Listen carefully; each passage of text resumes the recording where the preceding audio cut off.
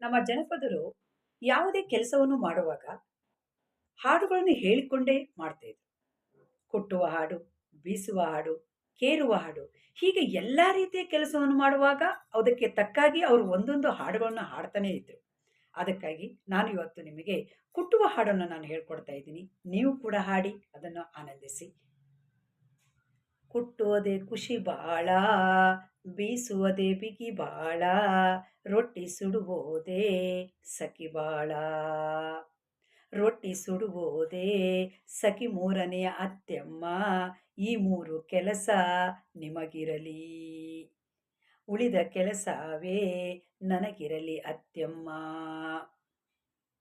ಬಾವಿ ಕಟ್ಟ್ಯಾಗ ಬಾವಯ್ಯ ಐದಾನೆ, ನೀರ್ಹಂಗ ನಾನು ಮಗಿಯಾಲಿ, ನೀರ್ಹಂಗ ನಾನೇ ಮಗಿಯಾಲಿ ಬಾವಯ್ಯ, ಸಲ್ಲೇಕ ನೀರ ಸಿಡಿದಾವ.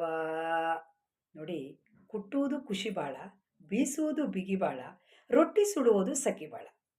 ಈ ಮೂರು ಕೆಲಸ ಅತ್ತೆಮ್ಮ ನಿಮಗಿರ್ಲಿ, ಉಳಿದ ಕೆಲಸವೆಲ್ಲ ನಾನು ಮಾಡ್ತೀನಿ ಅಂತ ಸೊಸೆ ಅತ್ತೆಗೆ ಹೇಳುತ್ತಾಳೆ ಈ ಕುಟ್ಟುವ ಹಾಡಿನಲ್ಲಿ. ಕೇಳಿ ಆನಂದಿಸಿ. ಧನ್ಯವಾದಗಳು. Thank you. Bye bye.